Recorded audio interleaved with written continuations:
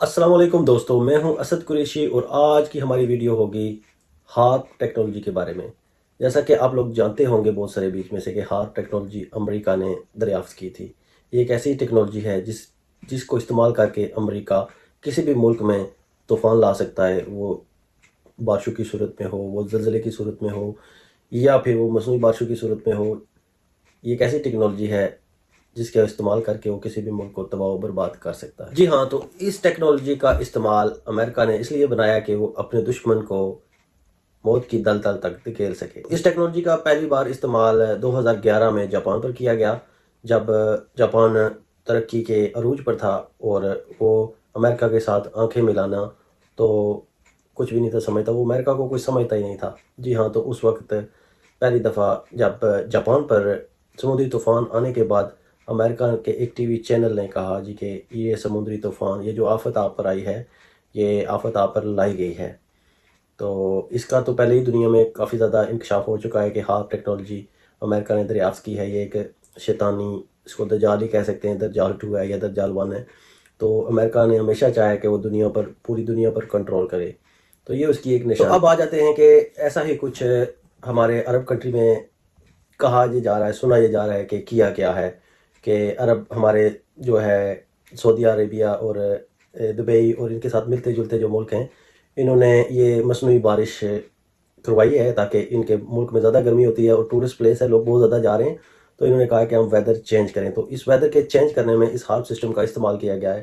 کہ اس سے جب اس کی شعاعیں نکلتی ہیں تو یہ سسٹم بنایا ہوا ہے انہوں نے اس قسم کا کہ موسم کی تبدیلی میں اس کا ایک کردار کہا جاتا ہے کہ ہوتا ہے۔ لیکن ایک تو ہمارا ایمان ہے کہ جو کرتا ہے ہماری رب کی ذات کرتی ہے، اس پر ہم بلیو کرتے ہیں۔ لیکن کچھ لوگوں کے ذہن میں شیطانیت ہوتی ہے اور وہ اس کو اپنانا چاہتے ہیں اور اس کو استعمال کرتے ہیں، لیکن جب آپ کسی چیز کا مقابلہ اللہ کی ذات کے ساتھ کریں گے تو آپ کے ساتھ الٹ ہوتا ہے۔ تو یہ یاد رکھیے گا کہ دنیا میں جتنے بھی لوگ آئے ہیں جنہوں نے خدائی دعوے کیے یا کچھ بھی کیا، وہ غرق ہو گئے، تباہ ہو گئے، برباد ہو گئے۔ تو اب بات یہاں پر آ رہی ہے کہ دبئی میں جو کچھ ہوا ہے وہ ان کی اپنی غلطی ہے، انہوں نے اس طرح کی کوشش کی ہے، اور پہلی ہی کوشش میں ان کا پروگرام تو حالات دیکھ لیں کہ کیسے ہیں کہ اتنی بارش انہوں نے سوچا بھی نہیں تھا کہ کہا یہ جا رہا ہے کہ اتنی بارش شاید 1.5 سال میں دبئی میں ہوتی ہے جتنی 24 گھنٹوں میں ہوگی ہے۔ تو بہت بھاری نقصان ہوا ہے اور بہت ہی بھاری نقصان ہوا ہے، یہاں تک کہ ہر ایک نظام درہم برہم ہو کر رہ گیا ہے۔ میں آپ کو اس کے ساتھ کچھ ویڈیو اٹیچ کروں گا، آپ نے دیکھنی ہے، تو آپ دیکھیں گے تو آپ کو پتہ چل جائے گا کہ دبئی کی موجودہ صورتحال، سعودی عرب میں کتنا گہرا طوفان آیا ہے، اور عمان میں کیا ہوا ہے۔ عمان میں ایک اسکول بس میں 10 بچے موت کے گھاٹ اتر گئے ہیں، وہ بھی ڈرائیور کی اپنی غلطی ہے کہ اس کو فخر تھا کہ میں اس روڈ سے نکال کر لے جاؤں گا،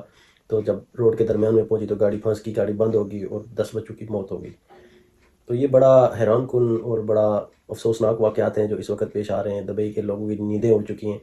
جو دنیا کا ایک خوبصورت ترین انہوں نے ٹورسٹ پلیس بنایا تھا، اس کا نظام درہم برہم ہو چکا ہے۔ انہی کا ایک رخ یہ بھی بتا رہا ہے کہ کیونکہ فلسطین میں ناحق مسلمانوں کو شہید کیا جا رہا ہے، اور ہمارے ماشاءاللہ 57 اسلامی ممالک جو ایک اتحاد بنا تھا، اس میں سے کوئی بھی بولنے والا نہیں رہا۔ ایک ایران نے حملے کیے ہیں، چلو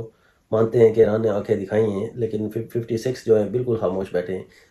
تو ایسا ہے کہ اللہ تعالیٰ نے ان کو مصیبت میں ڈالا ہے، تو اللہ کو یاد تو ضرور کریں گے، کیونکہ مسلمان جب بھی مصیبت میں پڑتا ہے اس کو خدا کی یاد آتی ہے۔ خدا تعالیٰ ان پر رحم کرے، اور ہمارے بہن بھائی جو بھی دبئی میں موجود ہیں ان کی حفاظت کرے اور ان کے لیے آسانیاں پیدا کرے۔